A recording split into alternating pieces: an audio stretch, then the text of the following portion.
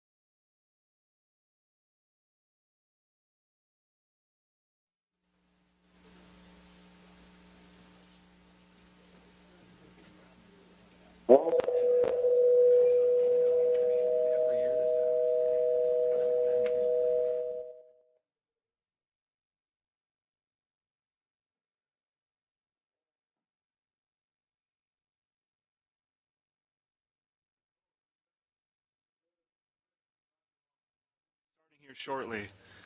Okay. Senator Larson is also on the line. Very good.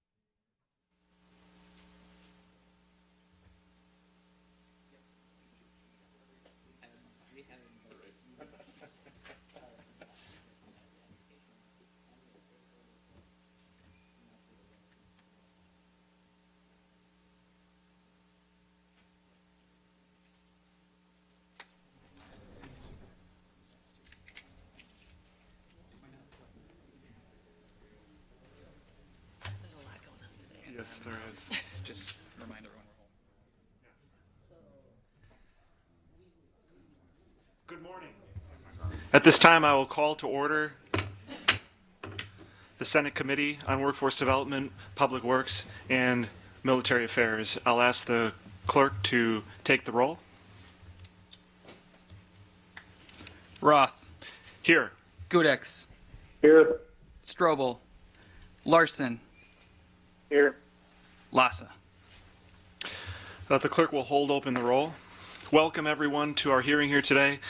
It might not look like it from what you see up here, but there are 3 senators, myself and 2 others on the phone here, so we do have a quorum to start this hearing.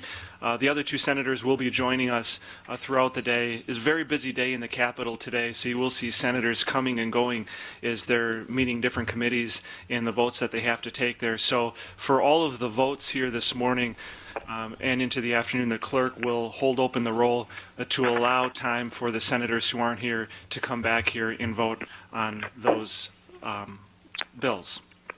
So at this time, we will take up SB 402, the dietetic internship bill. I'll ask Ledge Counsel to provide us a brief summary.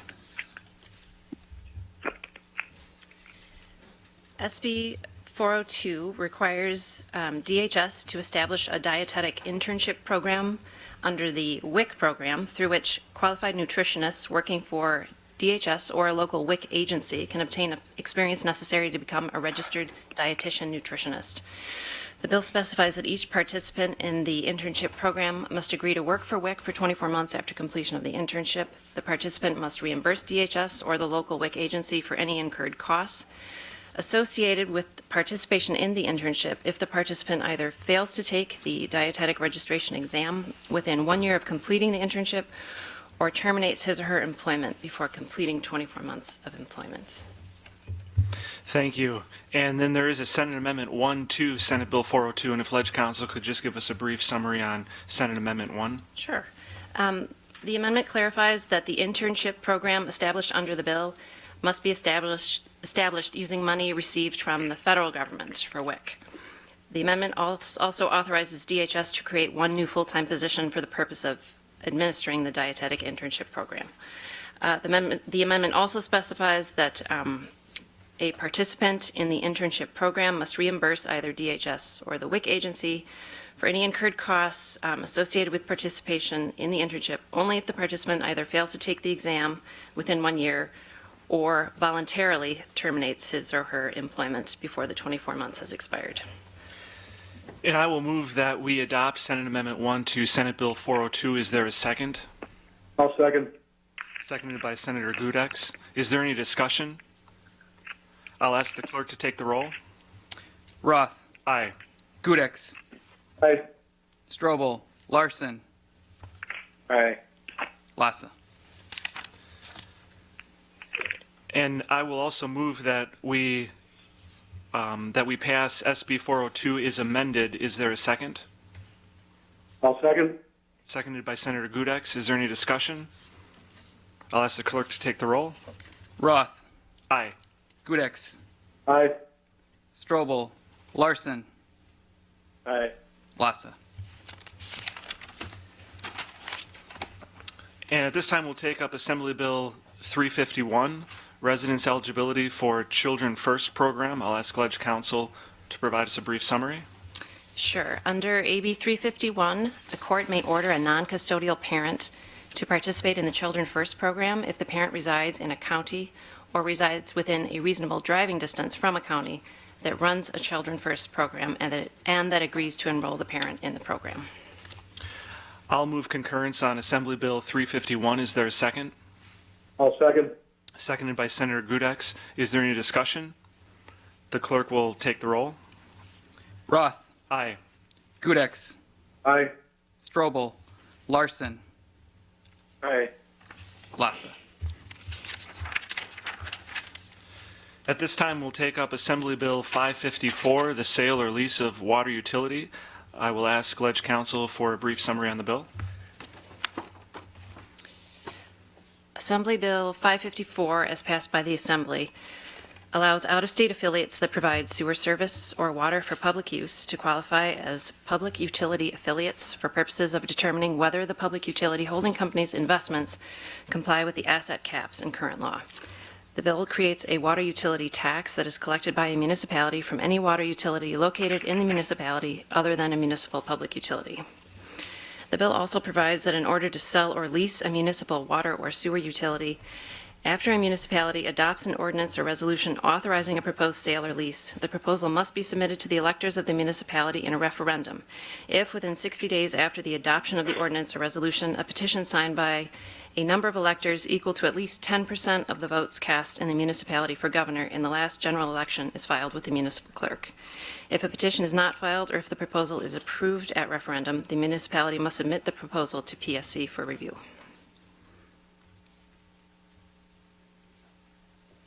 Could I get, Chairman? Yes, Senator Larson. Yeah, Mr. Senator Larson.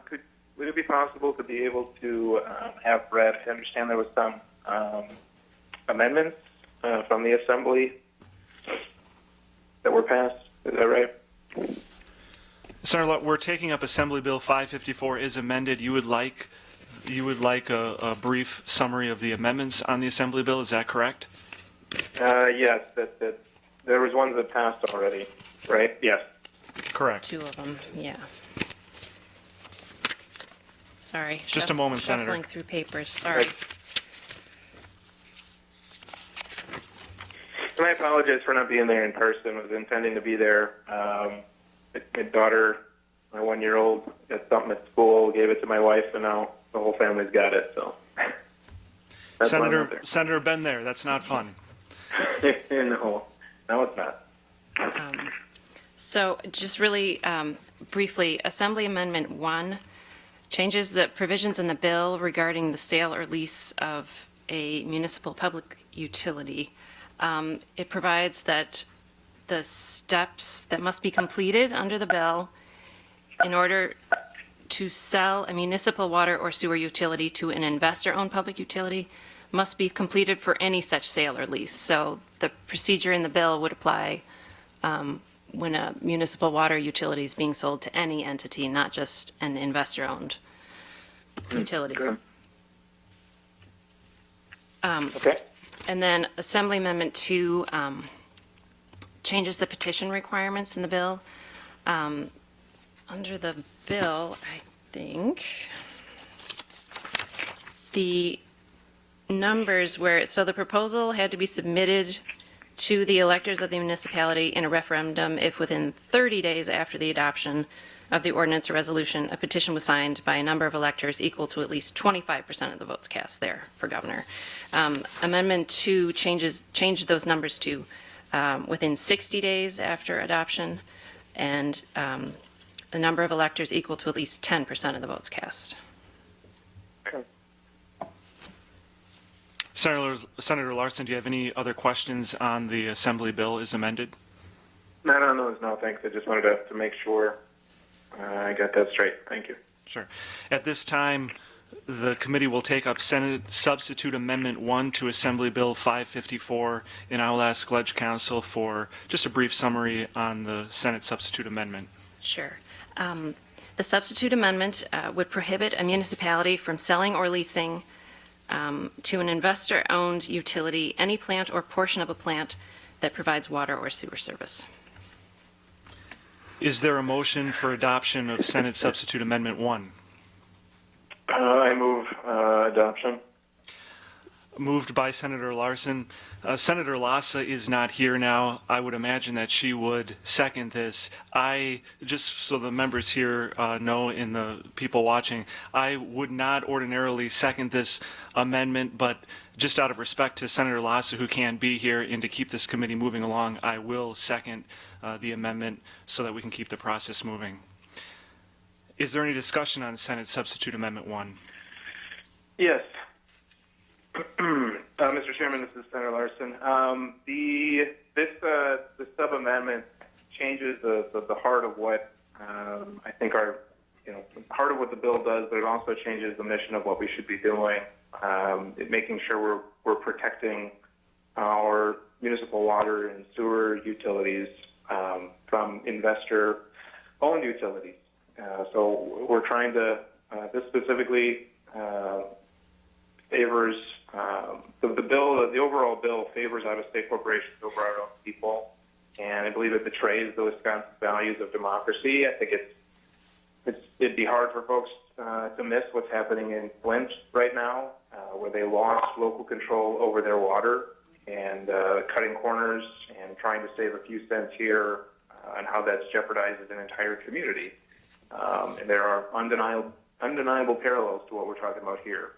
I think our neighbors across Wisconsin get it. I've got hundreds of responses of people on this bill. And so what this substitute amendment does is restores the idea that our water services should be public and directly accountable to the people depending on their quality and on the services that are provided around them. So I'd ask you to join me, making sure our public water remains our public water in our state, and take away the direction we're going that could lead to a Flint situation. And I'd ask for this vote. It leads to a slippery slope, loss of local control, and I think we always want to make sure that one of our common goods is protected by our elected leaders. So I'd ask you to join me on this. Thank you, Senator Larson. I will just say in regards to this amendment that what happened in Flint, Michigan bears no resemblance to what would happen here in Wisconsin under this bill. And I believe that the amendment that Senator Larson is bringing forth here, this really just guts the bill and takes away the intent, which is to allow for out-of-state investor-owned utilities, to come in Wisconsin. We have to say that we don't have any experience in Wisconsin with investor-owned utilities would be erroneous. The majority of our electrical power, for instance, in Wisconsin already is generated by investor-owned utilities. So while I can appreciate the sentiments that Senator Larson brings, I disagree with the outcomes. And with that, is there any other discussion? Seeing none, will the clerk take the roll? Roth. No. Gudex. No. Strobel. Larson. Aye. Lassa. Now we'll move on to Senate Amendment 1 to Assembly Bill 554. I'd ask Ledge Counsel to provide us with a brief summary. Senate Amendment 1 would prohibit a municipality from selling or leasing to a foreign person any plant or portion of a plant used to provide water or sewer service. Foreign person is defined as an individual who is not a U.S. citizen, a business organized or created under laws of another country, or a business owned or controlled by a person who is not a U.S. citizen, or by another business organized or created under laws of another country. Is there a motion for adoption? I move adoption. Moved by Senator Larson. Again, I would not ordinarily second this, but out of respect to Senator Larson not being here at the moment, to keep the process moving, I will second. Is there any discussion? Yes. So this amendment, I guess if we're not going to protect our waters from investor-owned companies, I think at the very least we could set the bar of saying that we don't want foreign-owned companies from purchasing Wisconsin water utilities, and that's as was just described. That's what this bill does, and it's about security of our vital resources, our common assets, and it's about local control. If they're not going to have local control at the local level, they should at least have it at the state level and making sure that these are, or at the national level rather, so that these are at least American companies. This will help keep money in Wisconsin, and I think it's one thing to buy a shirt made in Sri Lanka. It's another to let a foreign company control what comes out of your tap. So I think it's about security. We want to make sure that we're protecting our water. It's a key part of who our identity is, Mr. Chairman. As a state, we've got more lakes than Minnesota. We've got where I live over by Lake Michigan. It's a key part of who we are. We're the School of Freshwater Science, and I think it should be an easy yes on this amendment to make sure that this basic protection remains. Is there any further discussion on the amendment? I'll ask the clerk to take the roll. Roth, No. Gudex, No. Strobel, Larson, Aye. Lassa. At this time, the committee will take up Senate Amendment 2 to Assembly Bill 554. I'll ask Ledge Counsel for a brief summary. Senate Amendment 2 prohibits a municipality from selling or leasing to an out-of-state business any plant or portion of a plant used to provide water or sewer service. Is there any motion? Move passage. And I will second. Is there any discussion? On this, similar to the last one, this narrows the scope on so that it is specific to Wisconsin companies, allowing them to be able to purchase this. So it again keeps money in Wisconsin, which is I know it's a priority for me of trying to make sure that we're keeping money recirculating through our economy, and it would freeze out others from trying to get our water. Is there any further discussion? I'll ask the clerk to take the roll. Roth, No. Gudex, No. Strobel, Larson, Aye. Lassa.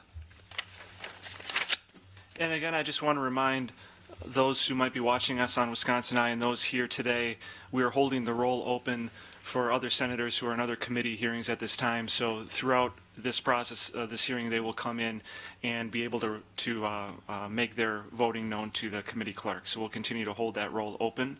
At this time, we'll take up Senate Amendment 3, and I'll ask Ledge Counsel again for a brief summary.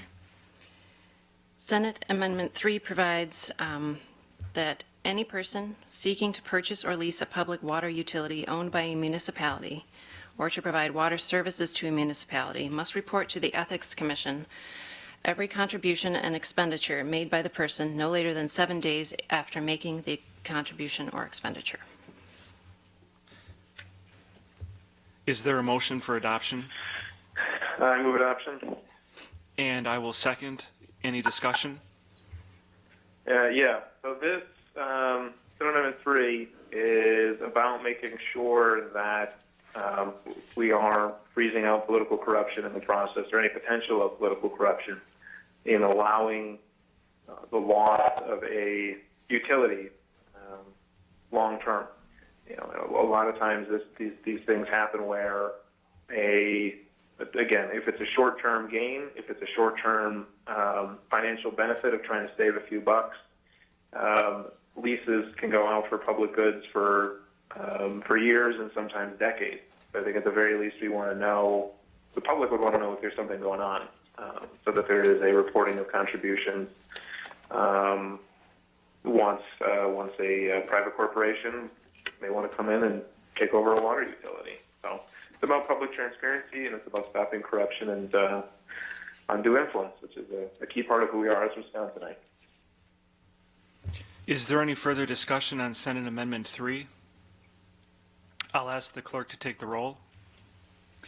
Roth, No. Gudix, No. Strobel, Larson, Aye. Lassa. At this time, the committee will take up Senate Amendment 4 to Assembly Bill 554, and I will ask Ledge Council for a brief summary. Senate Amendment 4 provides that any owner, officer, shareholder, member, or partner of an entity seeking to purchase or lease a public water utility owned by a municipality or to provide water services to a municipality must report to the Ethics Commission every contribution and expenditure made by the owner, officer, shareholder, member, or partner no later than 7 days after making the contribution or expenditure. Move passage. Moved by Senator Larson, seconded by Senator Lassa. Is there any discussion? Yes. This, again, in the spirit of Senate Amendment 3, Senate Amendment 4, again, strikes at the heart of potential corruption. So if we're unwilling to alert the public about cash from corporations, we can at least make it so that when money from millionaires is used to prop up local politicians or push for water takeover, the public is aware of it.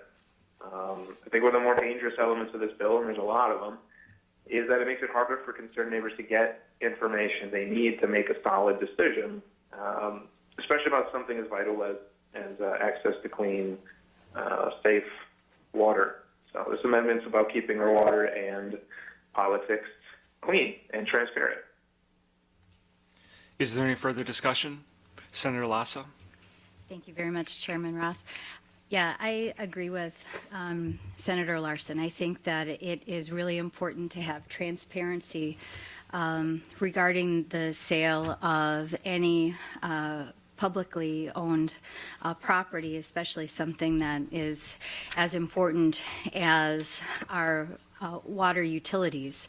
This way, too, it will make sure that there can be no allegations of pay-to-play or anything like that. And I think it's important for the public to have confidence in the system, and by requiring this type of reporting, it will make sure that the public knows what actors are trying to influence potentially a decision on either side of it, as well as keeping them informed and up to date on that type of influence. So I would really hope that the members of the committee would go along with the adoption of this amendment, because I do think it's about making sure that elected officials are accountable to the people that they represent, and one of the ways to do that is by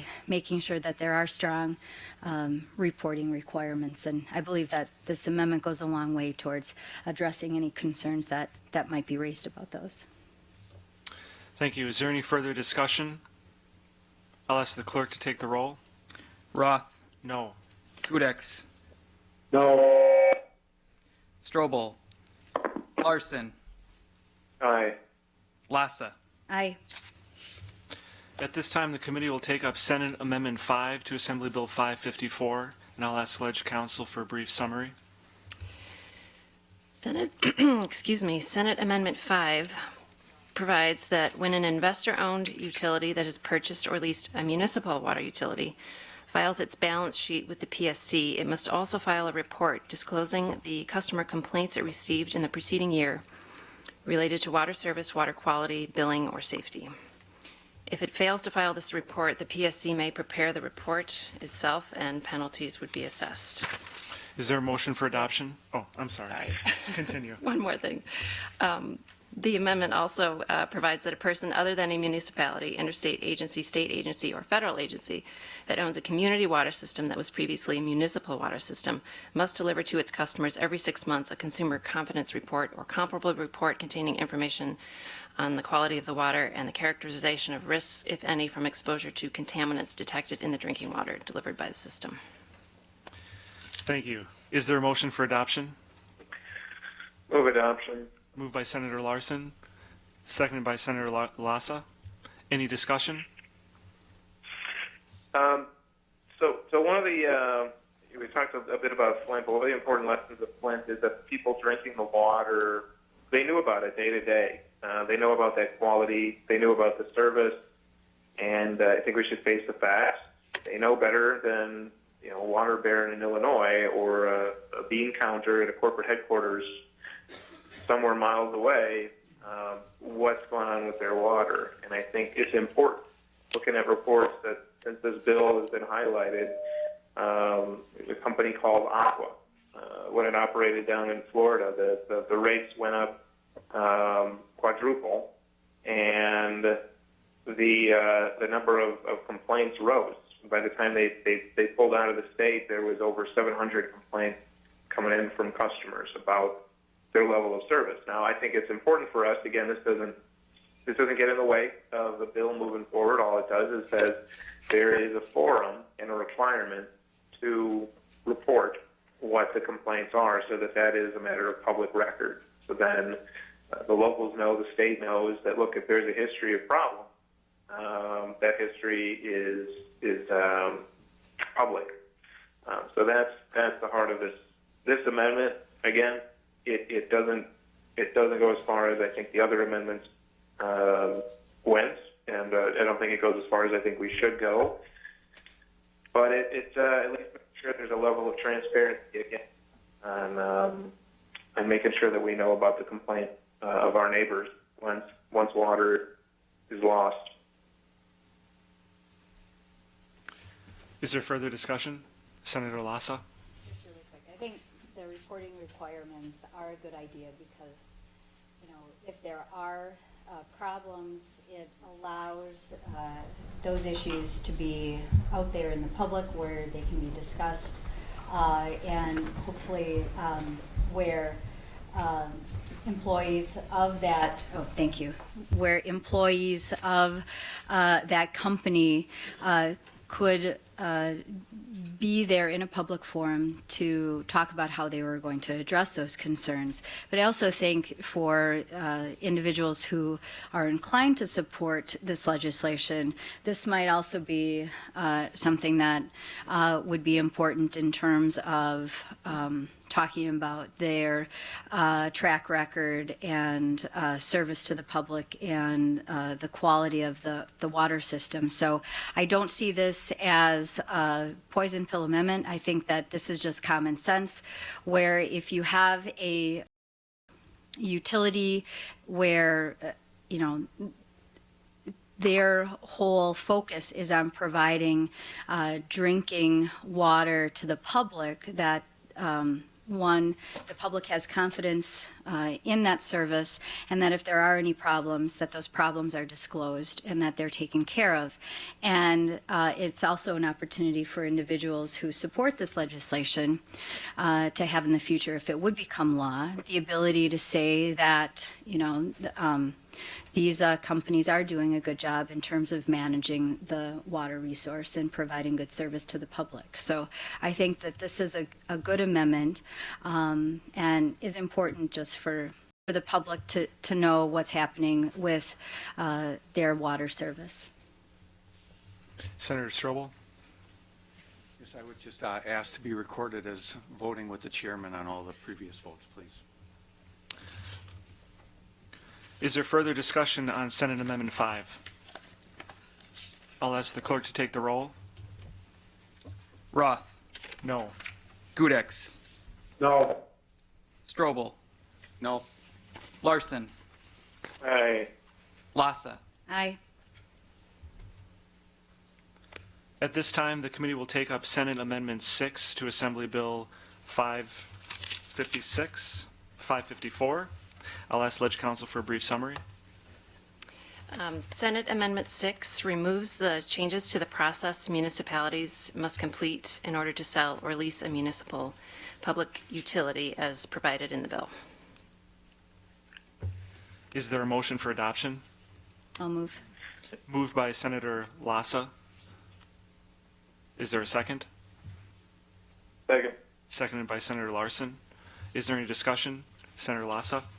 Yeah, this would just keep the referendum process as is in current law. I think that it's really important that the ratepayers who own the municipal water utility, that they have all of the information before them, before they make a decision on whether or not they should go ahead and sell that municipal water utility, and before the municipal board or council would move to go forward with the sale.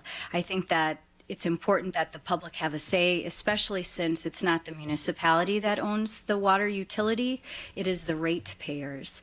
And this way it makes sure that those ratepayers, those citizens, have the opportunity to have their thoughts out there before such a decision is made. So I'd hope that you would support this amendment to the legislation.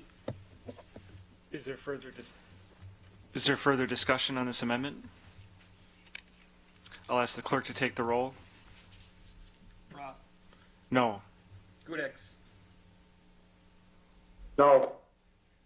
Strobel. No. Larson. Aye. Lassa. Aye. At this time, the committee will take up Senate Amendment 7 to Assembly Bill 554, and I'll ask the Ledge Council for a brief summary. Senate Amendment 7 provides that for the sale or lease of a municipally owned utility, after the adoption of the ordinance or resolution authorizing the sale or lease, the proposal must be submitted to the PSC and then a referendum is required, unless the sale is to an investor-owned utility. If the sale is to an investor-owned utility, after adoption of the ordinance or resolution authorizing the sale or lease is adopted, the proposal must be submitted to PSC and then a referendum may be held if within 60 days after adoption of the resolution, a petition is signed by a number of people that equal 10% of the votes cast in the municipality for governor in the last election is filed with the municipal clerk. Is there a motion for adoption? Moved by Senator Lassa. Is there a Second. Seconded by Senator Larson. Is there discussion on the amendment? Senator Lassa? Thank you very much, Mr. Chairman. Yeah, I would hope that you would adopt this amendment. I think it's really common sense, as it allows the people to have a voice in the sale of their water, as well as the sale of their water utility. I think that it is just really important that if you're going to have the rest of the bill's referendum standards in place, that we at least allow the public, the ratepayers who own that water utility, and it is, the public resource of that water, that they at least have the ability to vote on it after the information is received from the PSC about what the sale entails.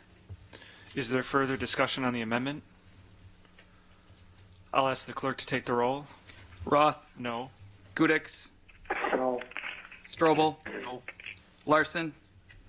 Aye. Lassa. Aye. Mr. Chairman, Yes, Senator Gudex. I need to leave the call. I have another meeting. I'd like to be recorded for the remainder of the executive session with the chairman. Yes, thank you. Thank you. Rick? Has left the conference. I move concurrence on Assembly Bill 554. Is there a second? Seconded by Senator Strobel. Is there any discussion? Yeah, Mr. Chairman. Senator Larson?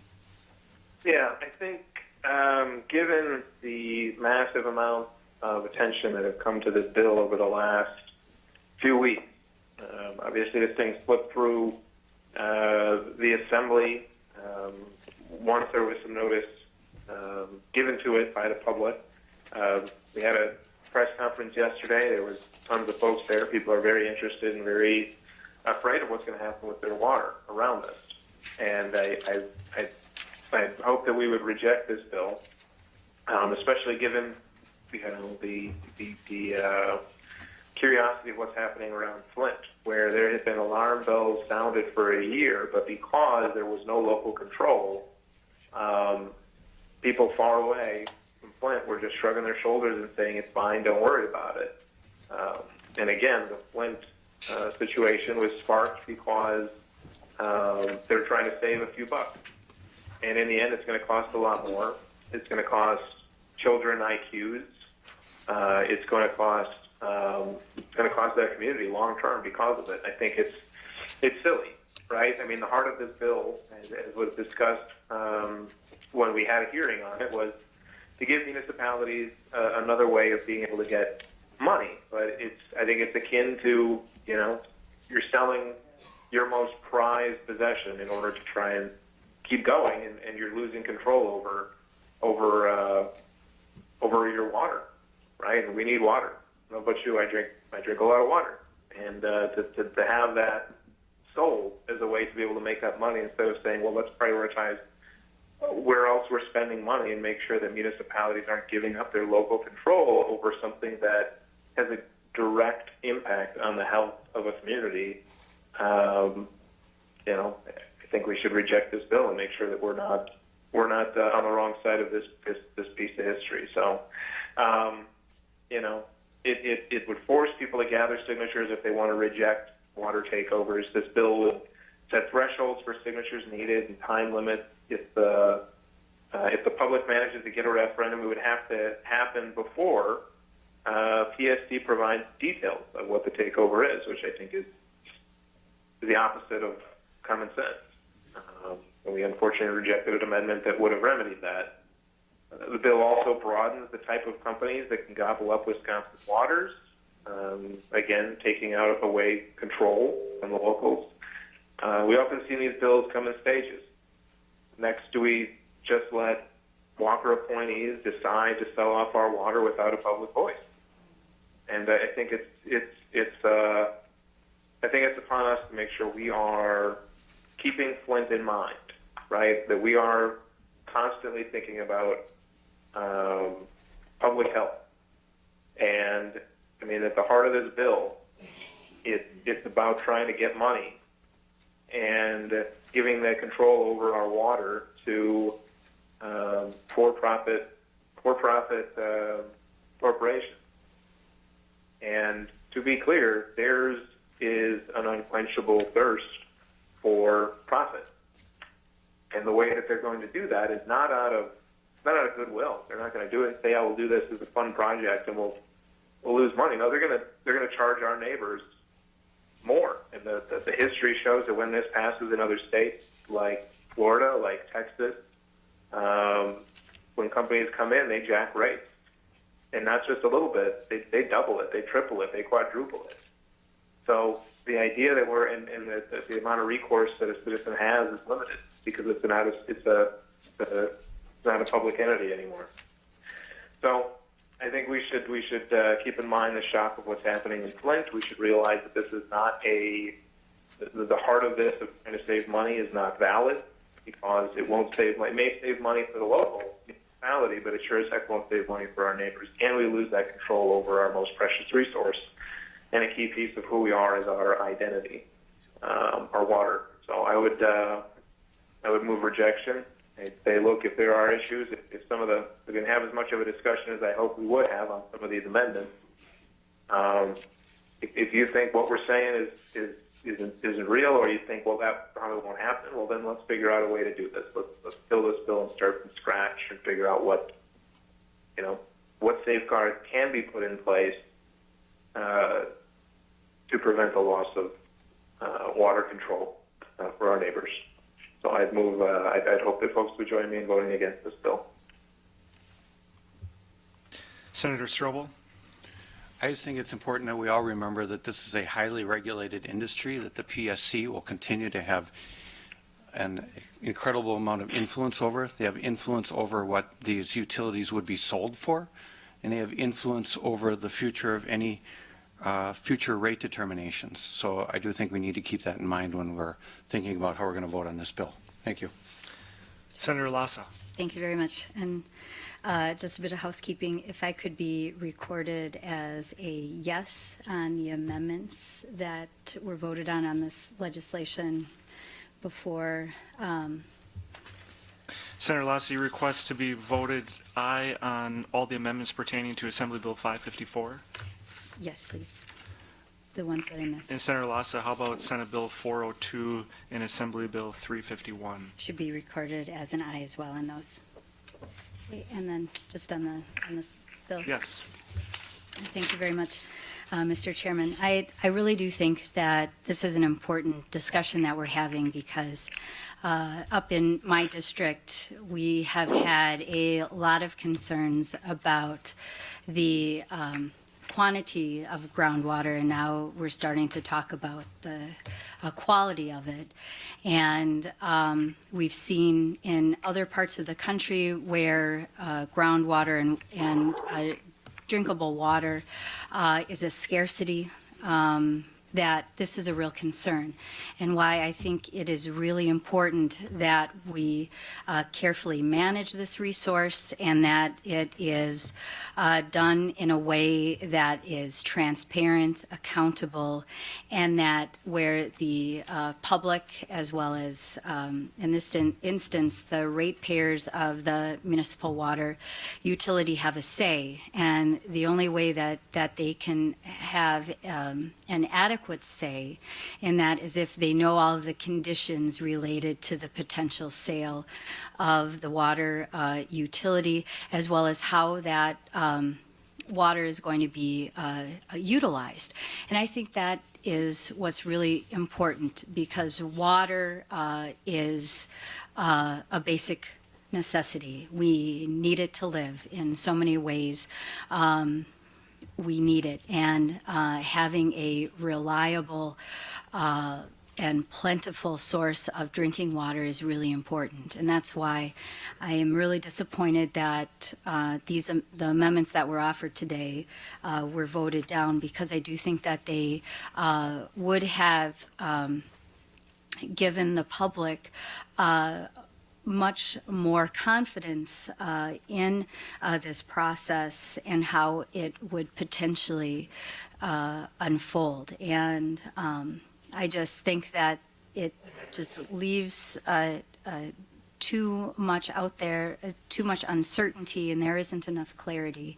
And so I would hope that we would not support this legislation, because I don't think that in its current form it will really help reassure the citizens of the state of Wisconsin that this natural resource will be protected and preserved and be used in their best interest. Is there further discussion? Is there further discussion? Yeah, Mr. Chairman, just to counter, I think it's important, as we're making the parallel here, and there's parallel to what's happening in Michigan, the decision to change how water was delivered and to make that move, despite local objections. Those decisions were made by the governor's appointment, right? And instead of, the same way the PSC would be the one to approve this. So I think it's important to have more barriers than just saying, well, there's going to be a couple of appointed bureaucrats who make this decision. That's exactly what happened in Flint. There was an emergency manager that was appointed by the governor, and instead of addressing the complaints and concerns as they arose, they sought to destroy the reputations of people who brought up the concerns. Scientists who were bringing up the concerns of elevated lead in the water, people saying that you shouldn't do this, and corrections need to be made, and it was those same political appointees who didn't step in there and in fact attack the locals. So I think the local control means one thing, and it means local control, and I think this bill takes that away. And it basically puts our local communities that are starving for funds because there's been wrong priorities we won't get into, and municipalities are looking to be able to save money, so they're forced into this situation. And I get that there are big companies that have big checkbooks and want to be able to get in here, but they got to think of the next generation. They got to think of making sure that what's been fought for is reserved for them. I don't think we should. It's unconscionable to turn over our common goods to a company whose sole purpose is profit. So again, the parallel was brought up by another senator, and I just echo that we should stop this bill right now. Is there further discussion? I think to draw the comparison that this bill will lead to what happened in Flint, Michigan is very unfair. If you look at the circumstances surrounding what happened there, which is a tragedy, no question about it, that was a municipal-owned utility, and they had serious problems from the local level on up to the federal government in the EPA in that instance. Under this bill, this would allow for investor-owned utilities here in Wisconsin, but they would still have to go through the same permitting process with the PSC, with the DNR, and with the EPA. So to say that this would lead to a Flint, Michigan event happening, I think is a mischaracterization of the events as they happened. Is there any further discussion? With that, I would just say definitely move it closer to that instead of providing an additional protection, which is what our role should be. They're not subject, these companies would not be subject to open records requests. They would not be subject to the same level of public transparency, and it moves us in that direction. And I'd hope you'd see that. That we're instead of protecting, instead of putting an additional blockade to make sure that that's prevented, we're taking leaps and bounds in that direction. Is there further discussion? With that, I'll ask the clerk to call the roll. Roth, Aye. Strobel, Aye. Larson, No. Lassa.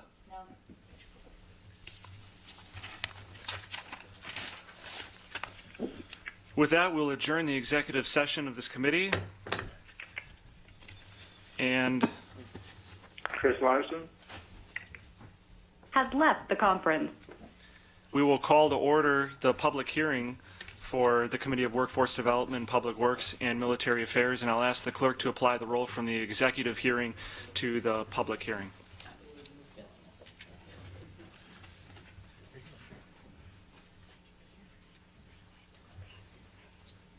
Otherwise, I'll have you chair, but I can just run it. No reason to. I'll just do it from right here. That's fine. Yeah, look, we're fine. Okay. It's only going to take me a minute. Okay.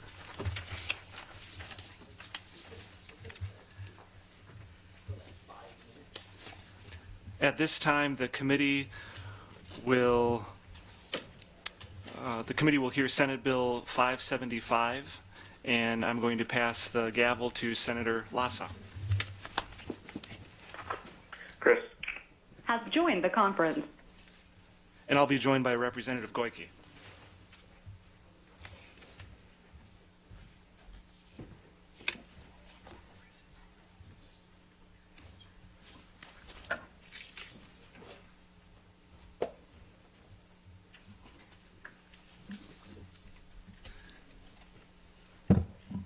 Senator Roth and Madam Representative. Chairman, how are you? Thank you. I'm doing well. Thank you. Thank you. Well, I appreciate our opportunity here to talk about this bill. I want to thank Representative Goyke for the hard work. He has been spearheading this in the Assembly, and I think this is a very good bill. What this bill does is it allows for a Wisconsin veteran-owned or a Wisconsin disabled veteran-owned logo, and we would allow those to be used by businesses for our Wisconsin veterans. So you can readily kind of understand the implications here as we move forward in 2016. We're in now. We've had a lot of our country through the last 15 years with wars in Iraq and Afghanistan, a lot of returning vets who are looking to improve themselves, who are looking to be active members of our community. We've got a population here in Wisconsin that wants to help out veterans and who wants to support veterans and veteran-owned businesses.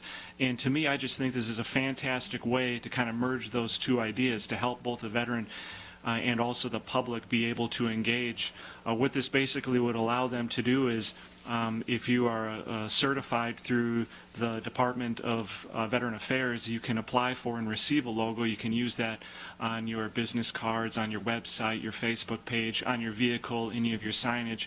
And not only does that show the public that, hey, this is a veteran, this is someone who was out there serving our country, but it allows the public here in Wisconsin to be able to, if they so choose, to use that company, and sort of allows that engagement. So I think it's a very pro-veteran, pro-business, pro-consumer bill. I enthusiastically support it and glad to have the help of Representative Goyke here in the Assembly. Thank you, Madam Chair, and I want to say thank you to Senator Roth for agreeing to spearhead this in the Senate. Thank you to a number of the supporters that are here today and my staff who have been very helpful.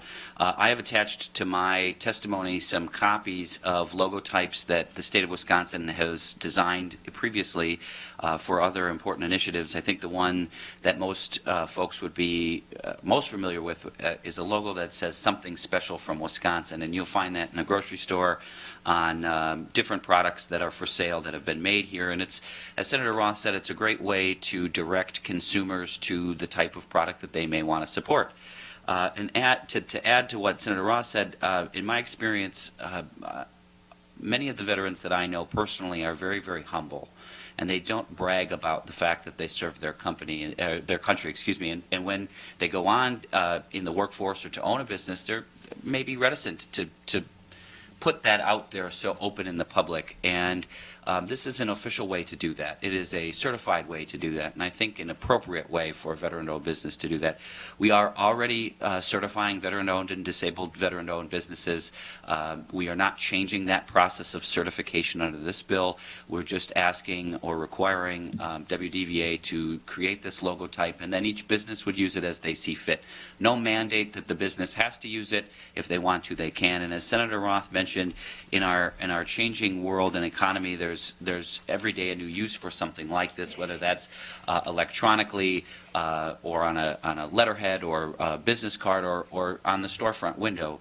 And so I think it's an important tool. I think as a consumer, it's something that I would look out for. I would want to know if my mechanic or my grocer or the veterinarian has that service record and direct my dollars to them. I do want to mention, and I imagine a number of folks will either register or speak in favor. There is a small fiscal note that's attached to the design of the logotype. It's not one that requires an appropriation. It's something that the WDVA can absorb in their budget. And there's also a number of other advocate groups that are supportive that I've included in my testimony. So I think the federal government is doing this. I think we should do something similar for our Wisconsin veteran-owned and disabled veteran-owned businesses. It's a fairly simple bill, and ask for your support. Are there any questions from committee members? If not, I have one. No. Okay. I was just wondering if you could talk about the certification process that's involved, because I am a co-sponsor of this legislation. I think it's a wonderful idea, and I just want to make sure that we don't have someone who says that they're a veteran-owned business when in fact they're not. So I just want to make sure that this logo, I mean, it's such a wonderful idea, and I think, you know, Senator Roth, you said it correctly, that I think there are a lot of consumers out there who want to be able to support our veterans and would be more than happy to specifically seek out a veteran-owned business for that direct purpose, because they appreciate their service to our country. So I was just wondering if you could, either of you, talk about the certification process. So I hope also that there would be a representative from WDVA, which may be able to have a more accurate answer. What I can tell you, Madam Chair, for the federal certification process is kind of a two-pronged certification. It does require discharge other than dishonorable, and also certification within the Small Business Administration. And so I think both on the business side and then within the veteran agencies, the kind of dual certification, I imagine our process is remarkably similar to that. And what I included in my testimony is we are doing this certification currently both with WDVA and the Department of Administration, and the information that we've been able to obtain since 1992, there's about just over 500 businesses that have been certified that would automatically right now that have been certified that'd be eligible for this logotype. Obviously there may be more out there, and so hopefully a better answer can be provided today by WDVA. Any questions? Seeing none? Thank you very much. Thank you. Thanks.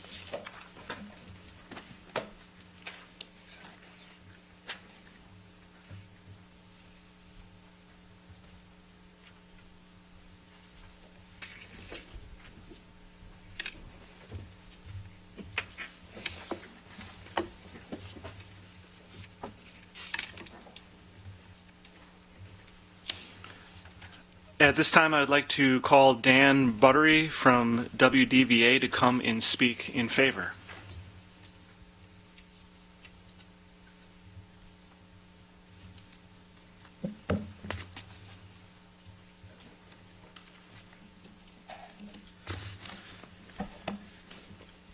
Morning, Mr. Chair, Good morning. members of the committee. I'm Dan Butcher. I serve as the Assistant Deputy Secretary to the Wisconsin Department of Veterans Affairs.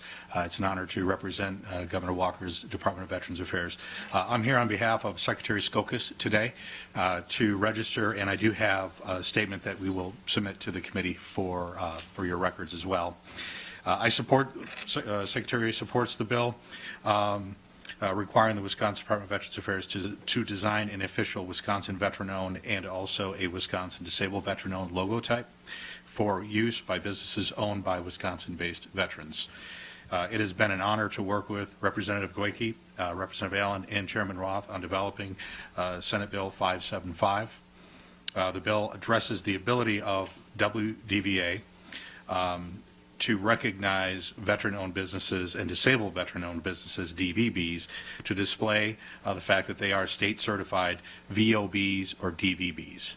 Operating in Wisconsin, the details proposed in the bill will enable WDVA to promote and encourage the marketplace to work with Wisconsin VOBs and DVBs. In addition to a veteran-owned business now having the ability to display the logo on their letterhead, websites, and other collateral material, WDVA will be provide reference on wisvets.com, which is our department's website, to the online listing of each VOB and DVB in Wisconsin. So it will be a very easy-to-find click-through reference, which currently those lists are stored at Department of Administration, at DOA, once they clear the department's process. By establishing this, we will be able, as I said, to better promote the already registered 572 Wisconsin veteran-owned businesses and the 25 disabled veteran-owned businesses, along with any certified businesses that will come forth in the future. I myself, when I came home from Iraq, I did register my business, which I'd had at the time, as a service-connected disabled veteran business in the state, and so I can speak directly to that process. The Wisconsin process, once the DVB program was launched, it was exceptionally more easier to navigate than even the federal service-connected disabled veteran-owned program. And so but it's out there. If you go to the DOA site, you can find the listing. But again, it's tough to find, and really want to make this a easy to navigate and easy to find process. And as the senator requested information on that, the certification process for the veteran-owned business is validated through our office. The DD-214s are validated, and of course through the Department of Financial Institutions. The ownership percentages have to be above 50% by that veteran, and all those items are verified. With the disabled veteran business, it's a much more rigid program where there's significant more filing, but again, all that is validated through that package program that's managed at the DOA. So subject to your questions, Mr. Chairman, or the committee, I'd like to submit our approval and our support for this bill. I appreciate that. Thank you. And just to carry on with something you had mentioned, in going a little bit with what Senator Lassa was saying, there will be a part on the website where you could go and verify that the company that has the logo does in fact deserve to be displaying it. Is that correct? Yes, that's correct. When they get certified, and that's a current certification process right now, they do work with one of our divisions who does the verification of the DD-214 with the individual who's registered as the majority owner. And so if they're listed on that, or they're on the list of that verification, they've already gone through our rather rigorous approval process. So, are there further questions from the committee? Thank you. Thank you, sir. At this time, I'd like to ask Al LaBelle from DAV Wisconsin to come. He'll be speaking in favor. He'll be also accompanied by Larry Hill. Good morning, gentlemen.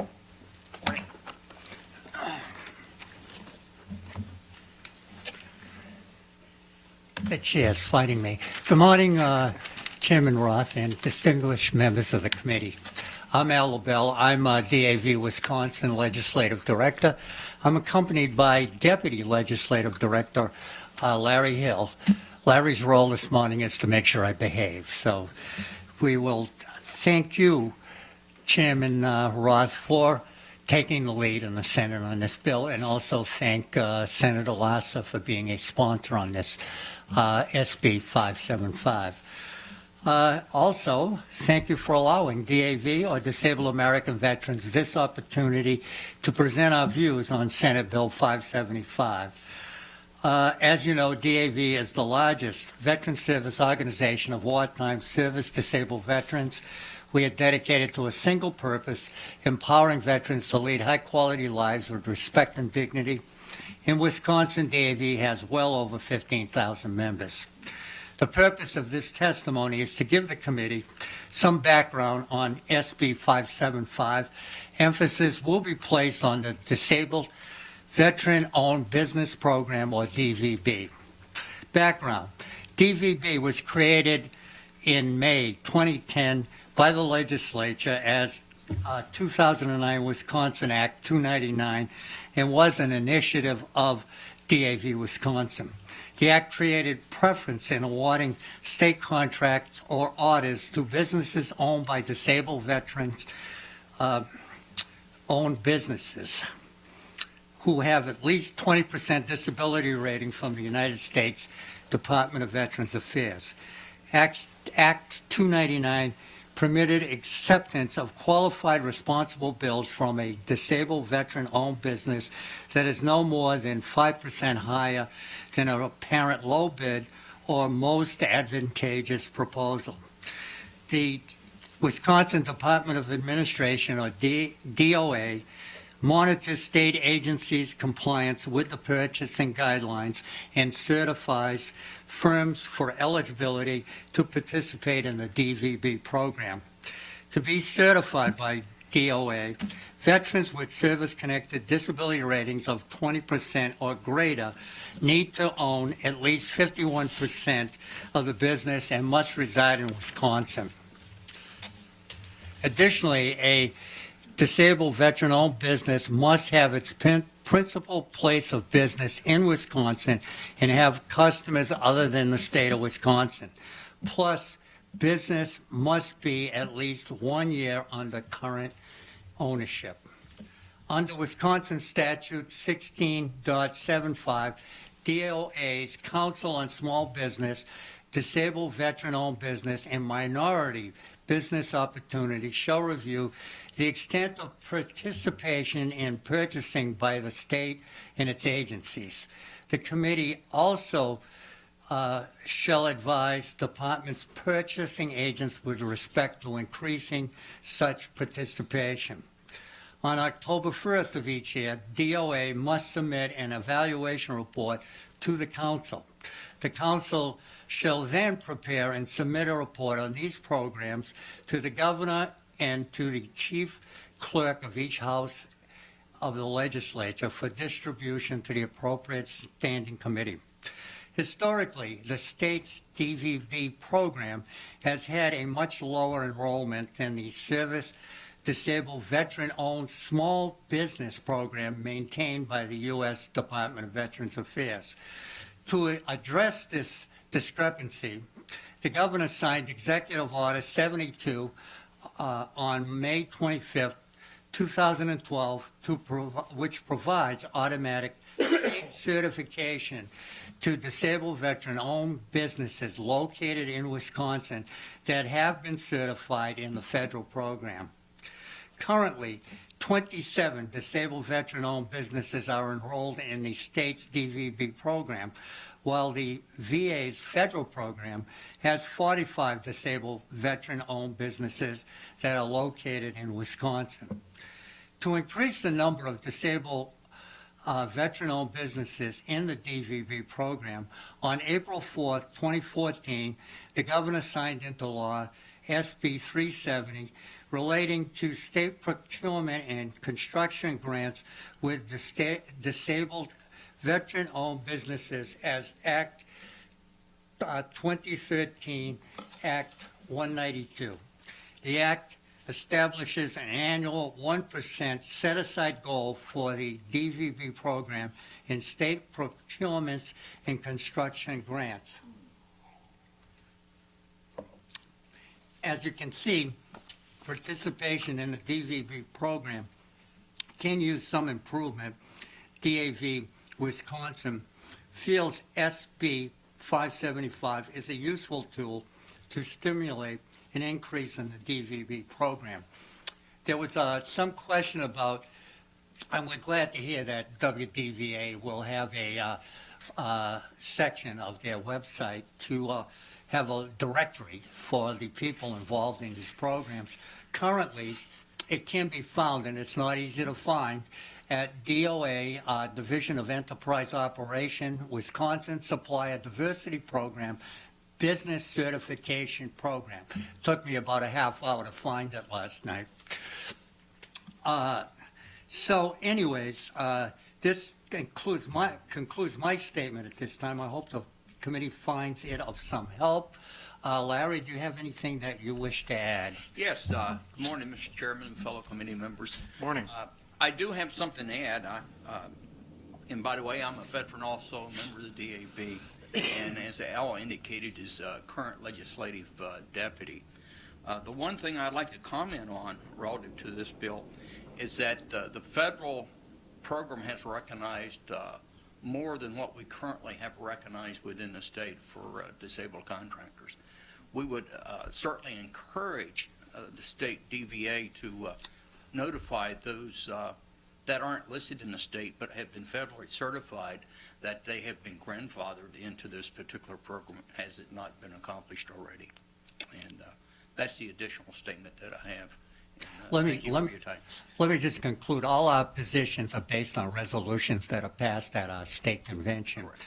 So in accordance with resolutions 2015-88 and resolution 2015-89 passed at our state convention in Appleton on June 11th through the 13th, 2055, DAV urges passage of SB 575. Appreciate your testimony. Thank you. Are there any questions from the committee? Thank you. At this time, the committee would like to call Tim Thiers from AMVETS to be speaking in favor. Good morning, Tim. How are you doing today? Good morning.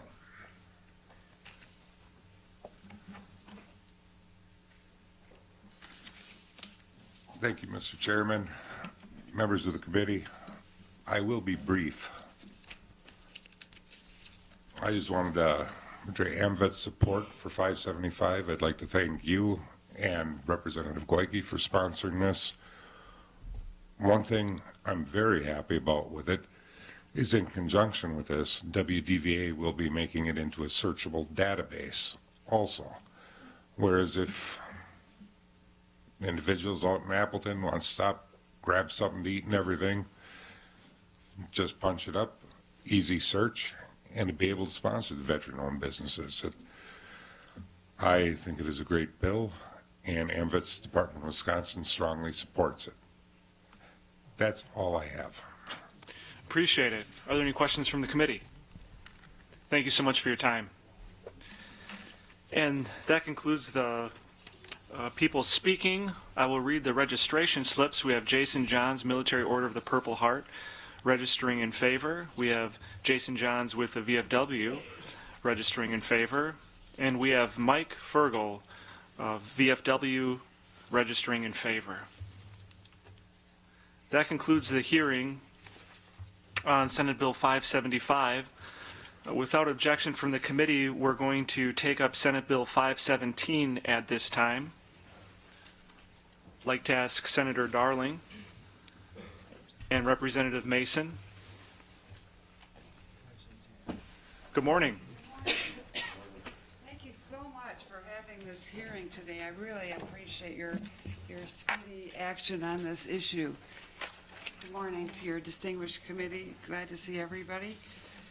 I'm very happy to bring, we are very happy to bring my colleague, Representative Mason and I were both working on an organ transplant bill, and we said, look, we should work together on it, and I want to applaud him for being so generous in his time and saying, yeah, let's get this done. We're very happy to be offering the gift of life, because that's what this organ donation bill is all about. What it is very simply is that an individual who's willing to donate a live kidney for a transplant will be given up to 6 weeks leave, unpaid leave, by his company, a business of 50 or more. We're limiting this to businesses of 50 or more. And that's basically the gist of it. And the 26 other states have this opportunity, and we are very happy to propose Wisconsin's gift of life today. There are, just one other point, the transplant has to be certified by a doctor, so one can't just say, I'm going to be doing this. It has to be documented by a physician that this is indeed happening, because it has to be the right blood type and the right match of tissue, so it's a very technical thing. But let's just look at the need. In Wisconsin, there are over 2,000 people who have need of a transplant every single year, and of the 2,000 people, there are only 124 who get living donations a year. So you can see the need is great. And over the whole country, there are over 120,000 individuals who are in need of a transplant. And having gone through the waiting for a transplant with my dear husband, Bill, I understand the stress it puts on a family and on an individual. And we talked with Dr. Zimmerman last Wednesday, or Tuesday, and he was talking about how devastating it is, not only for adults, but for children, because he does transplants both at Children's and at Freighter, how devastating it is when there's a child who's in need of a life-saving transplant and they just can't get to it in time.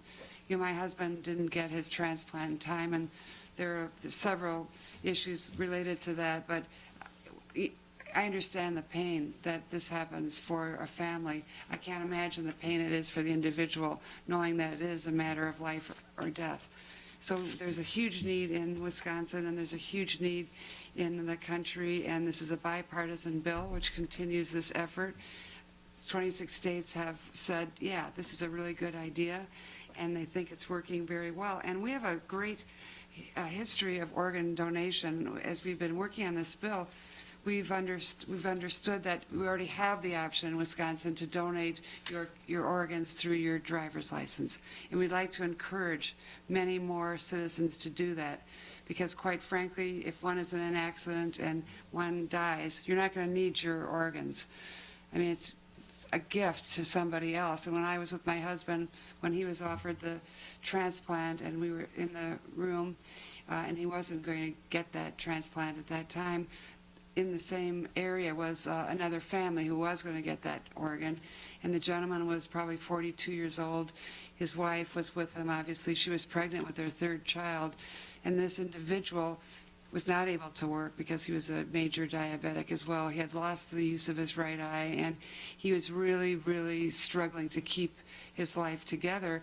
And when my husband found out he was not going to be able to get that organ, he said, you know what, it was his time. It was his opportunity. And I think that attitude shows how much this is a brotherhood or a sisterhood, that people who need transplants understand the gift of life it is and are willing to share that with another if they're not going to get it themselves.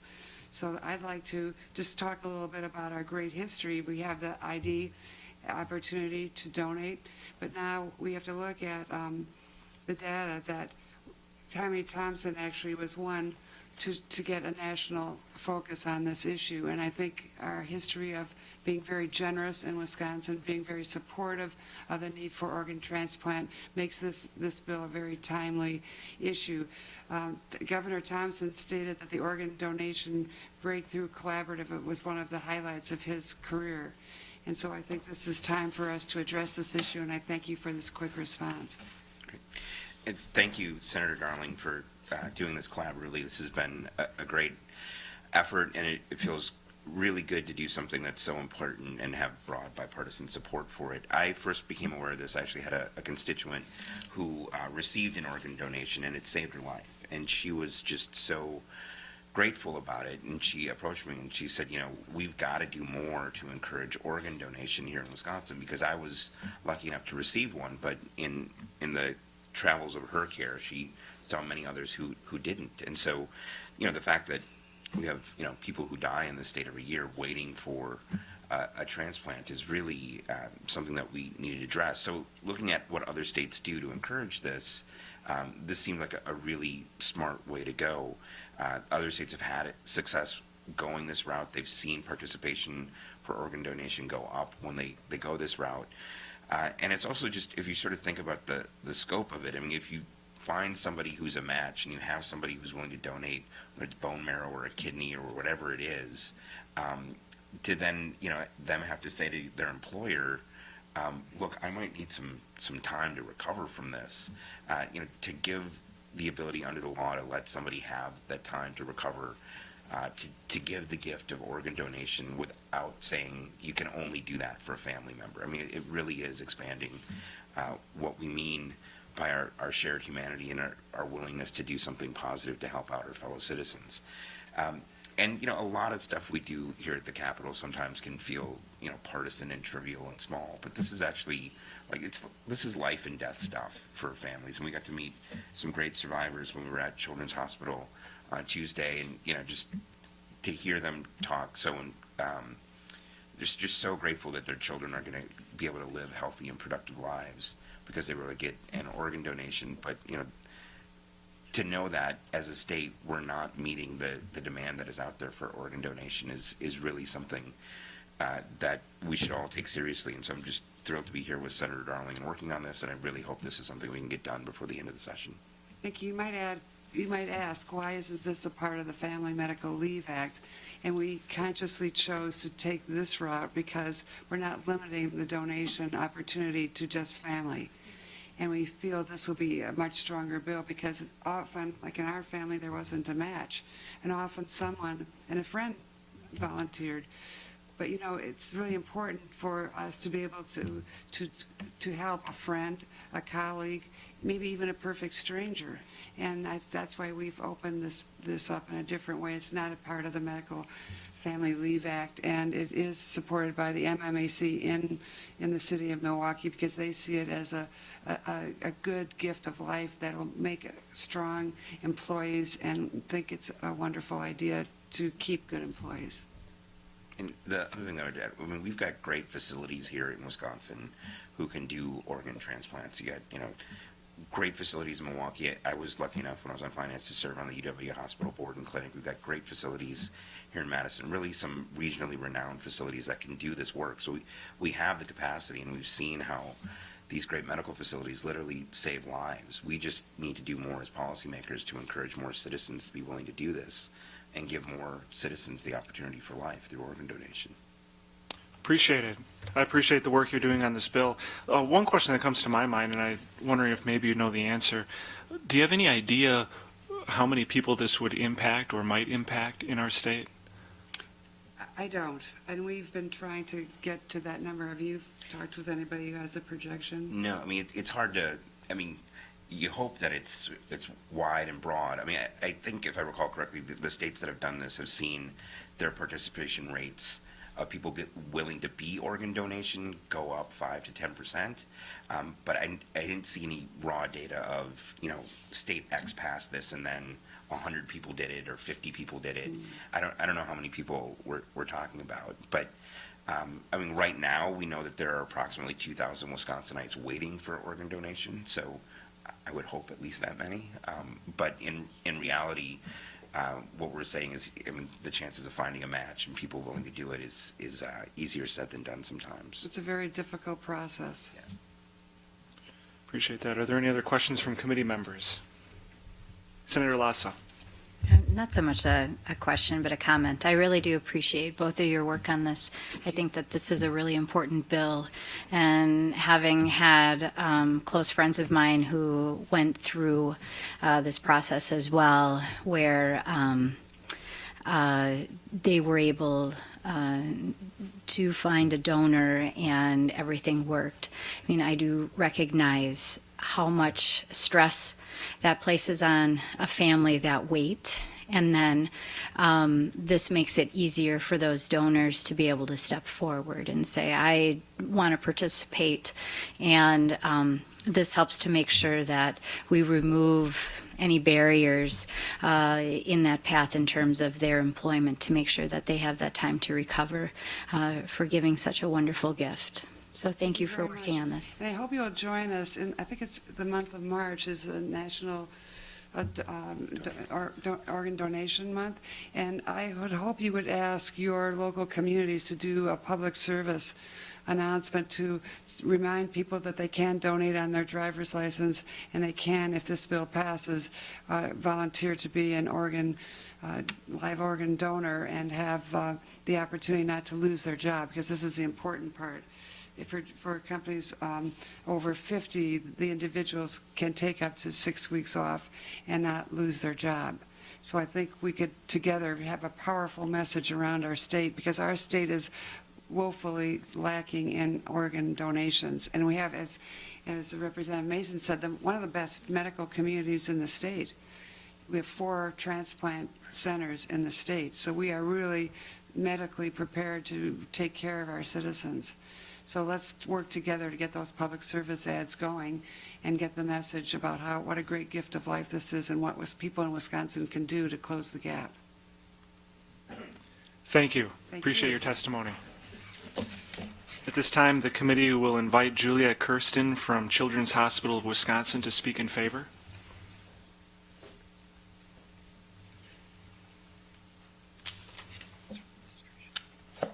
Good morning. Good morning. Thank you for being here today. It's only good morning for another 5 minutes. Yes. So. So thank you, Chairman Roth and committee members, for allowing me the opportunity to share testimony on behalf of Children's Hospital today in support of this legislation. My name is Juliet Kirsten, and I have the honors to serve as one of the hospital vice presidents at Children's Hospital. And a few of the areas that I lead are areas that offer transplant options for patients and families who need them, including our bone marrow transplant program and our liver program. You may be well aware that Children's Hospital Wisconsin serves children from every county in the state. We have inpatient hospitals in both Milwaukee and in the Fox Valley. We care for every part of a child's health, from critical care at one of our hospitals to routine checkups in our primary care clinics. Children's also provides specialty care, urgent care, dental care, emergency care, school health nurses, foster care and adoption services, family resource centers, child health advocacy, education, and pediatric medical research, and also support the statewide poison hotline. Children are our passion. I'm speaking today on behalf of Children's in support of Senate Bill 517, which would allow an employee to take up to 6 weeks of leave for the purpose of serving as a bone marrow or living organ donor. I would like to recognize the authors of this bill, Senator Darling and Representative Mason, for their work on this issue. There has been terrific collaboration of supporters from across the state that has allowed this important legislation to move forward. And Children's was proud to host the press conference earlier this week with partners throughout Wisconsin to show support of this bill. Being a donor improves the lives of others through transplantation, therapy, research, and education. And while there have been amazing advances in surgical and bone marrow transplants, allowing us to save the lives of children and adults that were not previously imaginable, on average, 22 people die waiting for an organ or marrow for transplantation. One organ donor can save the lives of up to 8 people. This bill will go a long way in helping us to save and enhance the lives of people awaiting transplant. One of our patient families was able to join us at the press conference to tell their story. They could not be here today, but they have given me permission to share a bit of their story. Linda Bevick and her daughter Claire are from Kenosha and are very aware of the pain and difficulty that families going through organ transplant face. Claire was born with a rare kidney and liver disease, causing her organs to fail when she was 8 years old. Because no one in her family was a match, the Bevicks had to look for unrelated donors. And luckily, a family friend generously stepped forward to donate his own kidney. Claire's kidney transplant took place at Children's Hospital in 2010, and Claire is now a lively, thriving freshman in high school and enjoys being in high school plays and musicals.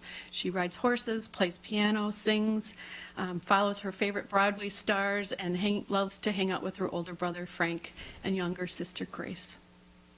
Claire's donor Jeff shared the following comment about this legislation. If it wasn't for my accumulated personal time off and vacation time that I used, I probably would not have been able to donate my kidney to Claire. I think this is a wonderful idea and would allow the individuals who don't have a lot of vacation or sick and personal time banked to follow through with being a donor and saving a life. More than 123,000 people are waiting for organs in our nation, and in Wisconsin alone, it was mentioned we have over 2,300 people waiting transplantation. Organ transplantation has a greater rate of success if there is a living donor available, but we do know living donors are rare, and it's not often that someone is willing to forgo their own organs to donate to a family member or friend. Time off of work for the surgery and recovery time, plus financial risk and jeopardizing job security are also huge barriers to live donors.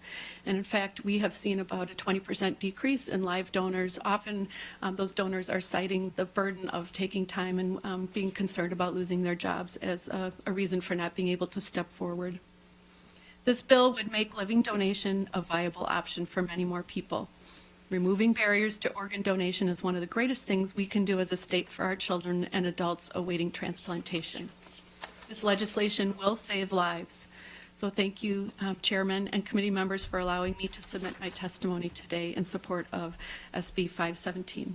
But I would like to also say, while I am providing this testimony on behalf of Children's as someone who provides this service, as a large employer with 5,000 employees, I could say we would love to be able to support our employees who would want to step forward to give this gift of life to someone who's awaiting transplantation. So it's important to us as well as an employer in the state of Wisconsin. Thank you. Are there questions from the committee? Yes, Senator Strobel. Thank you for being here.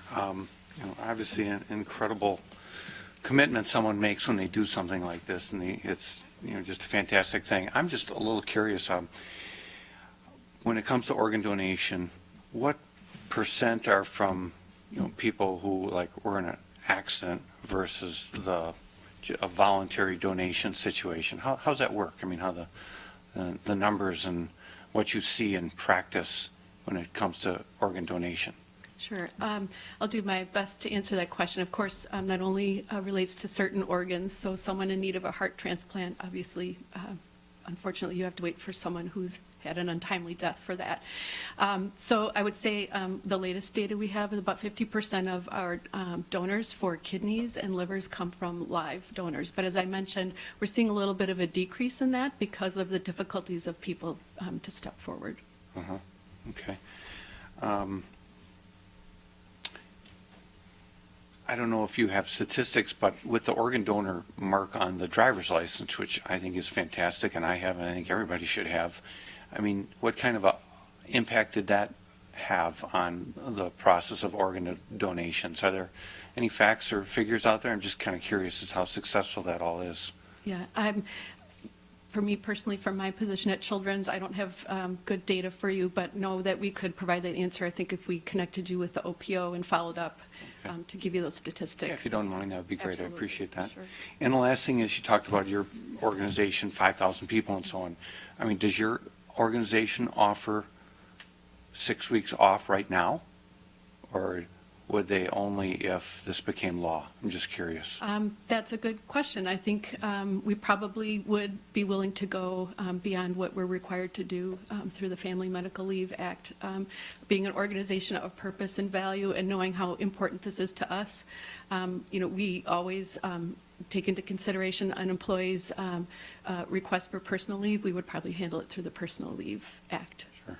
Okay. Great. Thank you. Great. Thank you. Thank you. We have Andrew Davis with the Metropolitan Milwaukee Association of Commerce registering in favor, not speaking.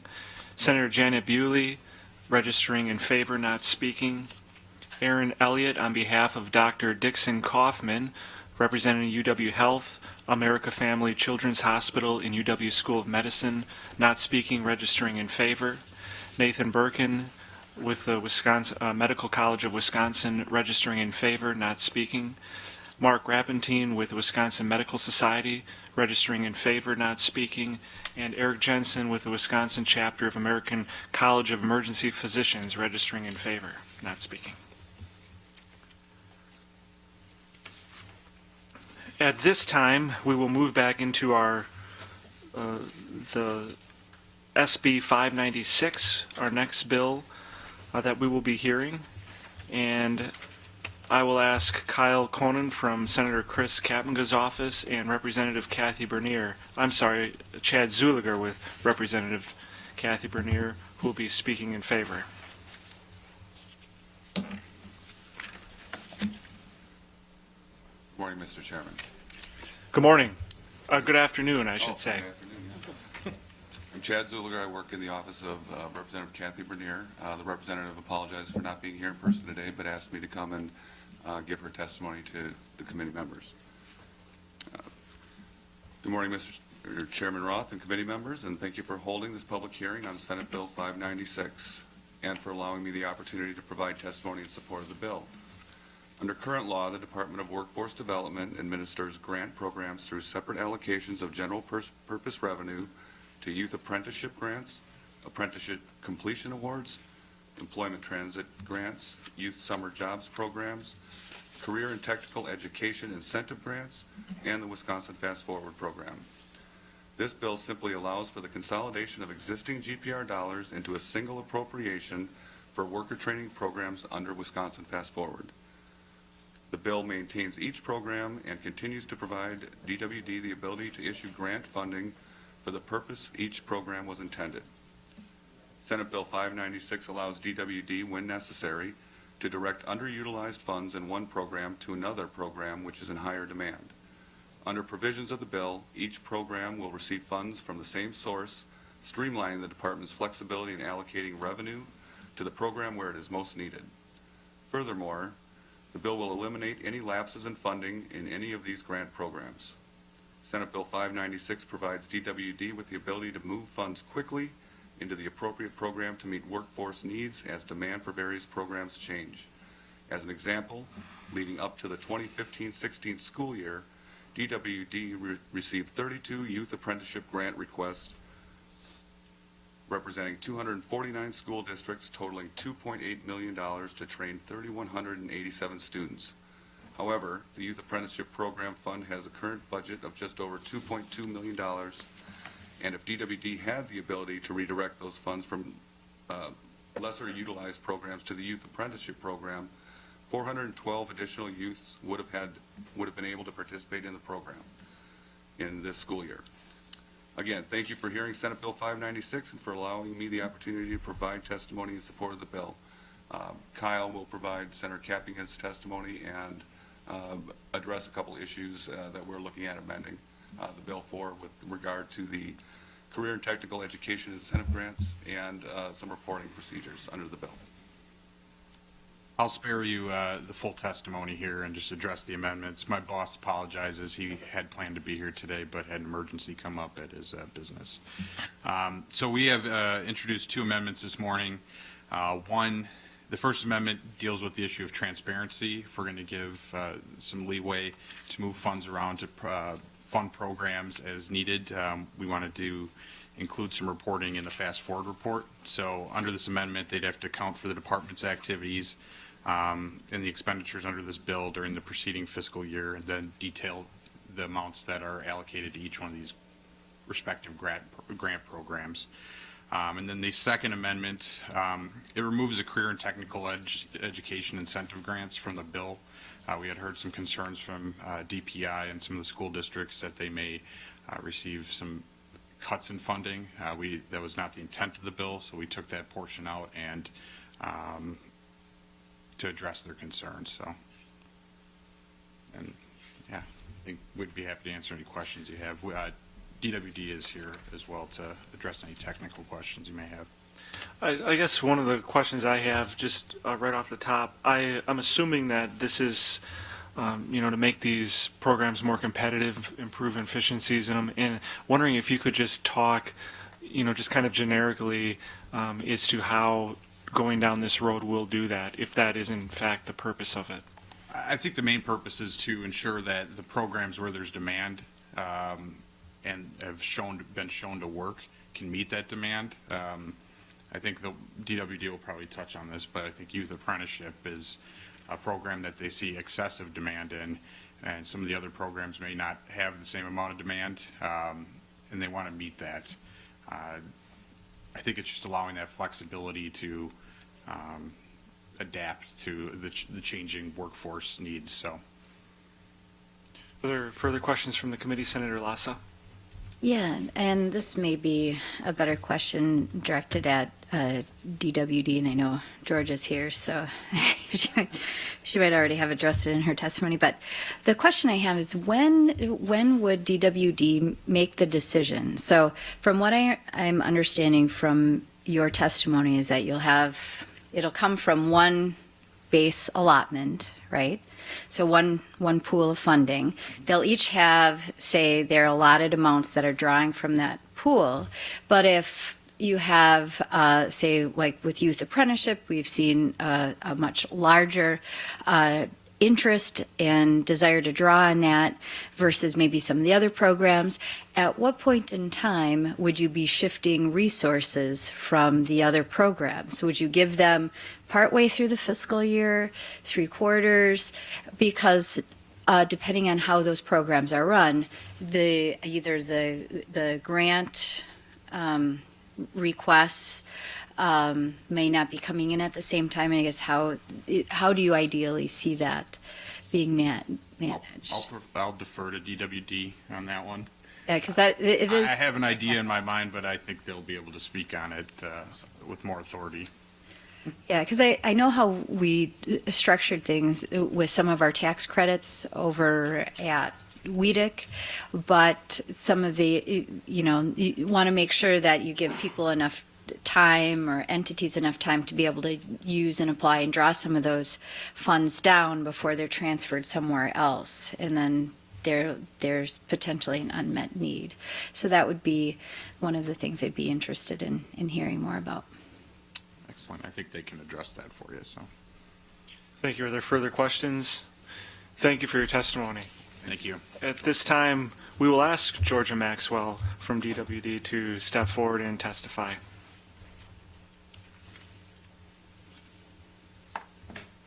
Good morning. I'm sorry, good afternoon. Thanks. Good afternoon. Mr. Chairman, members of the committee, I'm Georgia Maxwell, Deputy Secretary at the Department of Workforce Development. Thank you for having me here today. I will also free you from the pain of having to go through the testimony. I think you all have it. It's pretty brief, almost exact on the statistics that was read to you just a moment ago. So should I just jump right into your question? Would that be helpful? That's fine. That's fine with me. Yes, please. We too obviously are in full support of this because it allows the flexibility and the agency to be nimble to the demand fields of what the businesses are in need of. So to get right to your question, Senator Lassa, if Fast Forward, as you all are aware, is a reimbursable grant program. So if we have some money, if a company had set out for a training program and estimated that they need $100,000 and they were awarded that grant, and as they sent in the stuff for reimbursement, it ended up over the life of a year being $80,000 instead of $100,000, there's now $20,000 left over.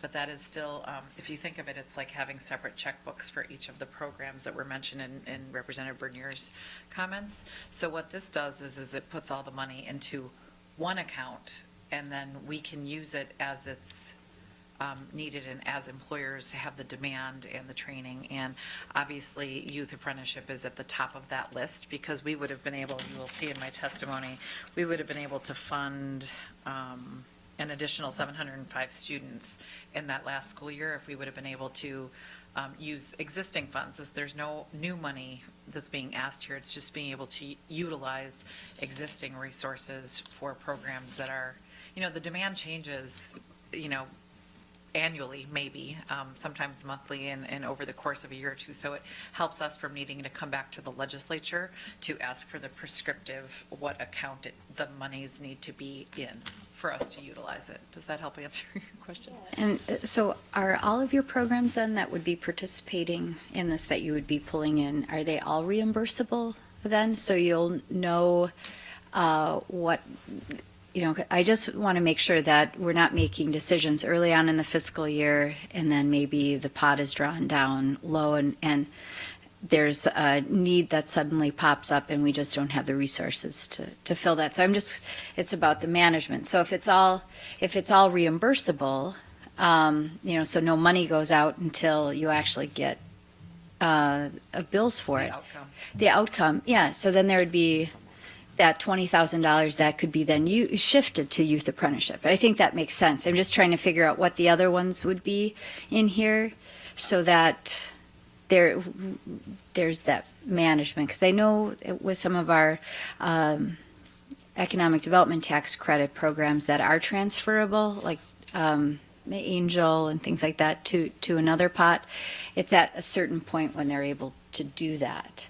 So it's not all of the programs are reimbursable. Fast Forward is obviously a large one that is reimbursable. Some of the apprentice ones are reimbursable.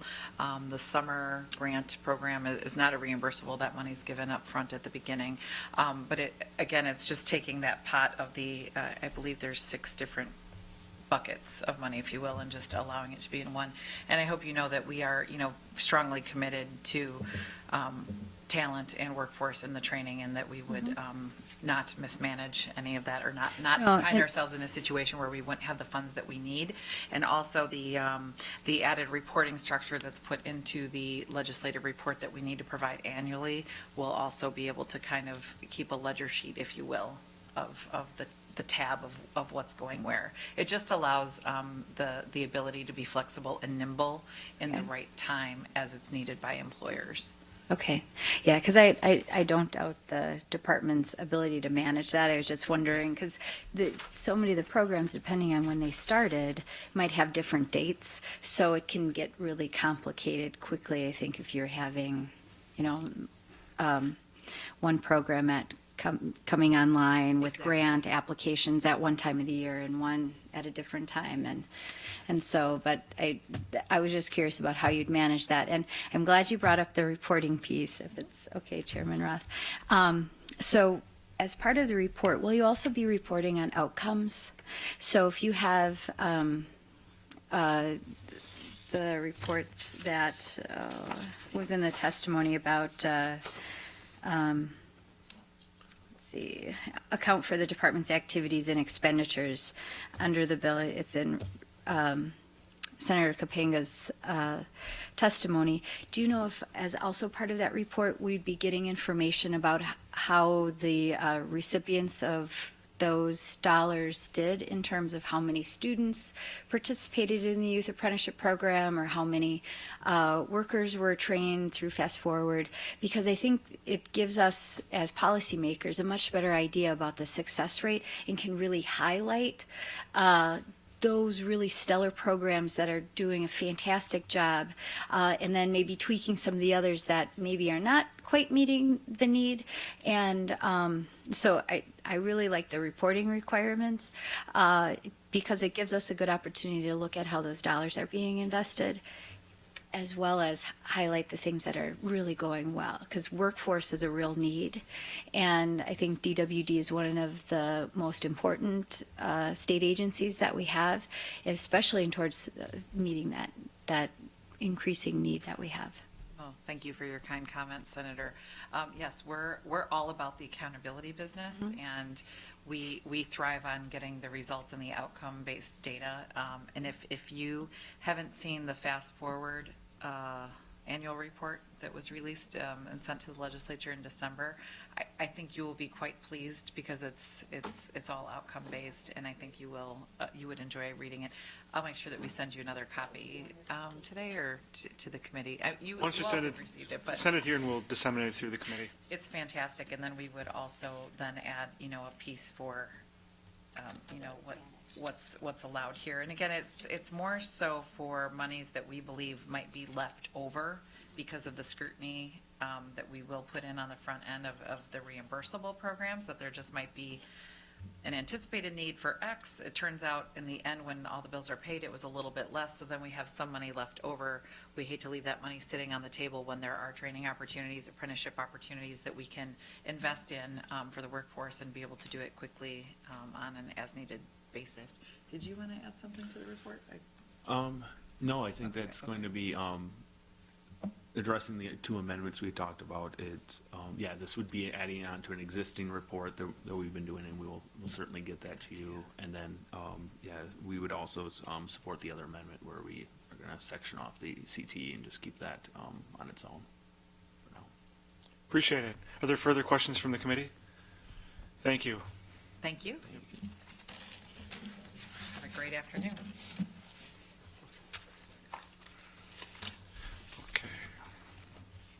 At this time, the committee will take up SB 626. I'll ask Senator Strobel to take the chair.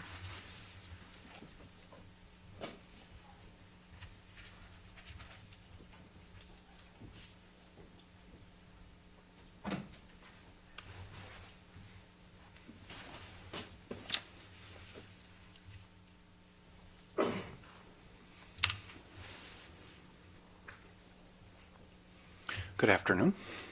Good afternoon, Mr. Chairman. How are you doing? I'm great. You got all of a sudden really empty in here. Appreciate the opportunity to just address the committee. This is, I think, a pretty important bill. As we all know how technology's changed, I was just thinking back as I was getting ready to testify for this bill. I received my first cell phone. I actually got my first cell phone in 2003. Which was long after all of my friends received one. And that was one of the first flip phones they had at the time. From that to what I have now, a smartphone, you can just see in about 10 years' time just the advances we've made in that technology. It's become an intricate part of our lives, for me, for you, for many of the people who are listening here. It's your computer now. It's your access to your email. It's through contacts in Facebook, your access to your friends. Your network. And what this bill is doing, it just wants to ensure that when we have cases of domestic violence and domestic abuse, when you have one member of that relationship, I don't know about you, but my wife and I, we have a family plan.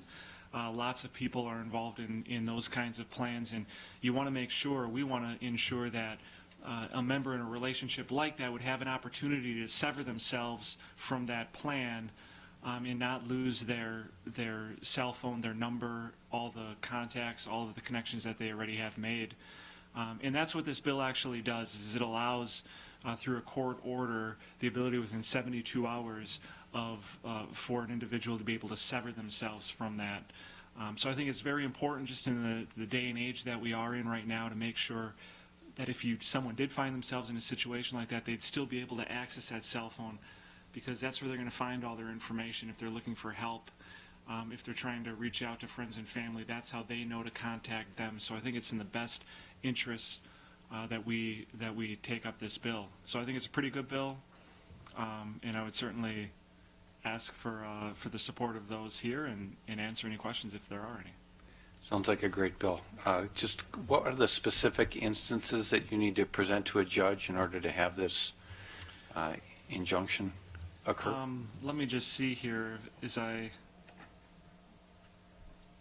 So right now with the consent of the other account holder, you could do this. Okay. But the idea would be that in a situation like this, even if you could get the consent, you wouldn't want to put them in the situation where they'd have to go and ask for that consent.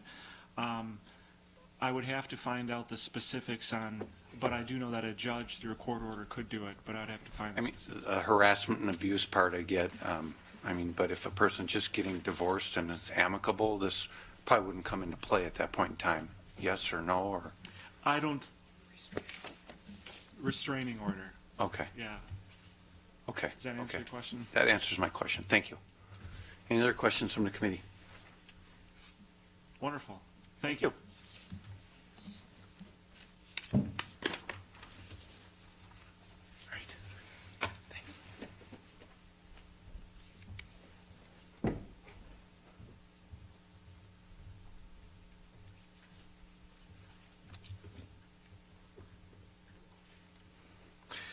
And we have Scott Vanderstaden with AT&T who will be speaking in favor.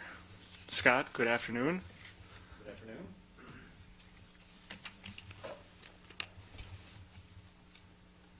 Thank you, Chairman Roth, committee members, those still here. As you mentioned, my name is Scott Vanderstaden, president of AT&T here in the state of Wisconsin. My testimony is in support of Senate Bill 626. My testimony will be brief and it will sound very similar to what the senator just said a second ago. There's a few things that I think we can all agree on. Unfortunately, here in the state of Wisconsin, Wisconsin residents aren't immune from domestic violence. That's an unfortunate reality. Equally unfortunate, as it exists today, the wireless industry and basically the mechanisms that support the wireless industry as far as account setup do not allow for easy exit from an account in the case of domestic violence. As the senator said, I think everybody would acknowledge that today wireless technology, wireless devices, smartphones have become, in many cases, critical to people's lives. Certainly the amount of contact information, the ability to access healthcare, basically in many regards, the ability to manage your life is controlled within that phone. And in the case of domestic violence or domestic abuse, oftentimes the abuser is subject to the account holder's control of the account, if you will. And so in those situations where there is somebody, unfortunately, in a case of domestic violence, they find themselves abused, they go to what may very well be the abuser and ask to have their account separated, in essence, have their phone separated from that account. And the abuser can control that and say no. What this bill does, very simply, is it takes that away upon a court order and says within 72 hours, the wireless provider has the ability to allow that person, in essence, out of the contract and establish their own contract. Today, we are not allowed to do that. So the reason I'm here to testify in this, it's a function of kind of the evolution of our industry. This was kind of overlooked, and this bill would solve it. It's a necessary thing. So all the major cellular carriers, as well as victims' right advocates, support this legislation, and I would ask this committee to support it as well. Thank you very much. Appreciate it. Are there questions from the committee? Thank you for your testimony.